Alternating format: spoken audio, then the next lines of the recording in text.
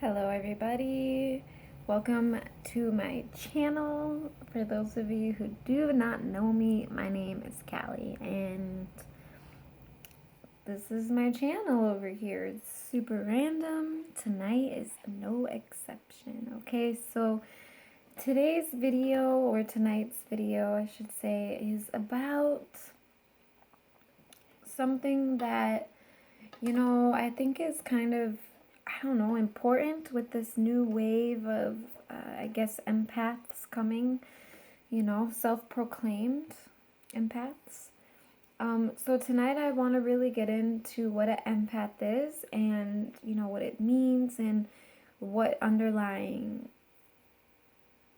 implications that it could have being an empath. Also, I would definitely say that a lot of self-proclaimed empaths are actually narcissists in disguise. And so what I've seen a lot of in the spiritual community is a lot of people really demonizing narcissists. And while narcissists have very unpleasant behavior or, traits, narcissists are one of the most traumatized beings on the planet.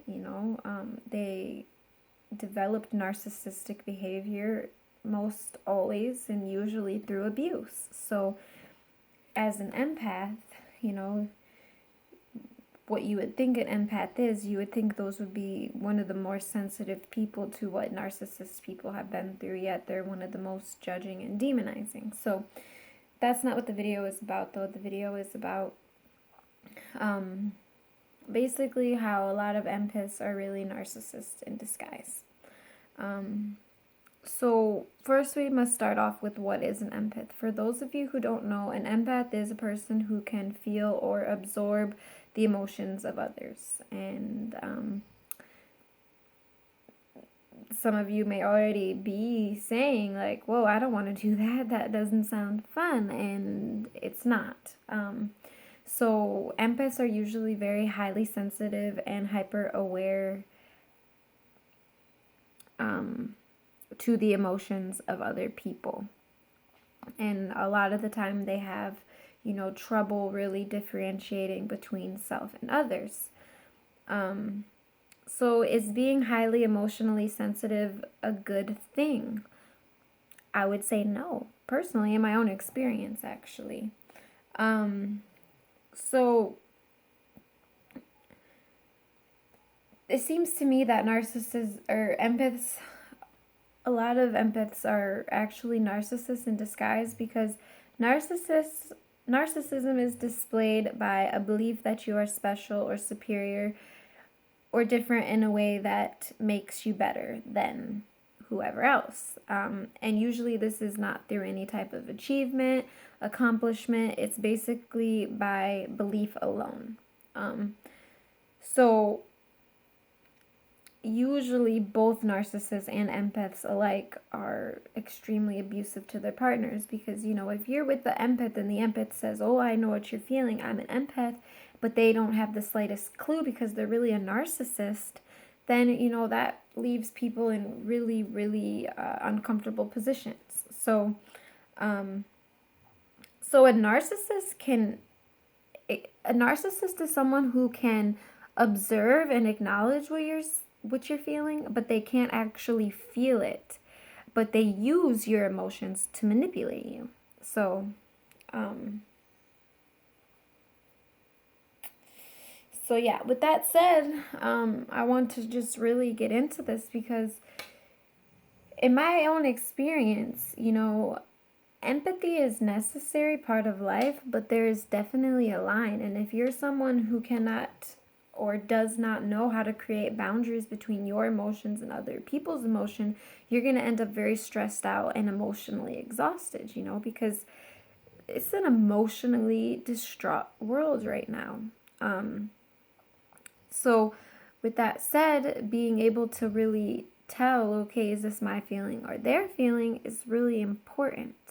A lot of empaths don't have the ability to separate themselves from others. And a lot of the time, this comes from an emotionally abusive childhood. So someone who, let's say their mother was emotionally, crazy and would go into bouts of rage and then, take that rage out on a child, that child, by defense and a protective mechanism, became very emotionally aware and hypersensitive of the emotions of the people around them.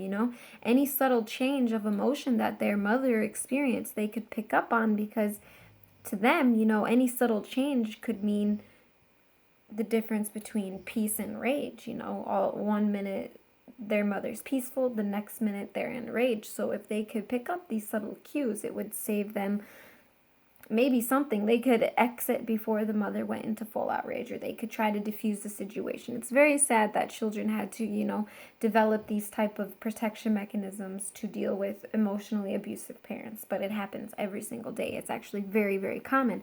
Parents who, even empaths, actually end up being very emotionally abusive to their children because they're so emotionally distraught. They don't know how to really handle or process their emotion, and then they put that emotion on their young children. Or let's say their young child is feeling some type of emotion, and because they're an empath, they start feeling the same way as their children. When a child is crying, they don't need a parent that's crying. They need a calm parent who can be support and encouraging.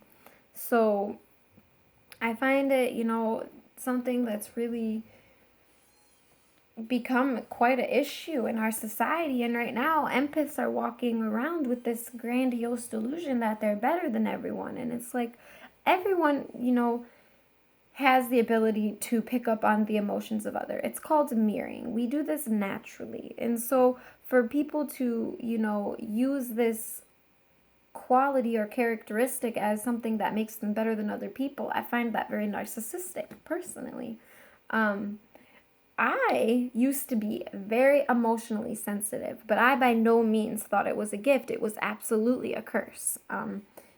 Feeling the emotions of other people is not fun. It's absolutely not fun, and it's completely draining. So if you're someone who considers yourself to be an empath and you are emotionally exhausted and distraught, I have a few tips for you, okay? First, get out in nature. You need to get out in the sun. You need to get out in the woods, breathe some fresh air, okay? Meditate, sit down with yourself, because a lot of the time the mind plays the trick with this emotional energy, okay? If you can get your mind in a clear and peaceful state, then when someone who is emotional comes into your environment, you will be able to take a step back and really first observe and then discern, is this a time where I need to feel their emotion, or is this a time where I need to take a step back and be just a guiding light, just be someone to help them, but not necessarily take on their emotion? Because when two people are in the same emotional state, no one gets out of it. It doesn't get better. So being an empath actually is not very helpful at all, because if you're mimicking the same emotion as someone in a lot of emotional pain, how can you help them feel better? All right. So basically, this is just a quick little video on what I think about empaths. Are they actually narcissists in disguise? I would say some of them are. And you can tell, especially the empaths that, really think they're better than you because they can feel what other people are feeling. It's quite ironic, if you ask me. And you really got to be careful out there, especially with people who call themselves empaths, unfortunately, So they take something that could be quite beneficial to themselves, and they make it something that sets them above people. And I don't think that is what we should do. We should, really file through how we are and get down to the root cause. Are you an empath because of emotional abuse? Let me know, all right? If you're an empath and you find this video, if you don't like it, let me know. Let me know if I'm wrong, what you guys think. Otherwise, let me know, I think empaths should learn boundaries. I think emotional detachment is necessary in the world today. So that is all for me. My name is Kali. If you guys have not already subscribed, go ahead and do that now. Hit the bell if you want to see more videos. And all right, you guys, take care.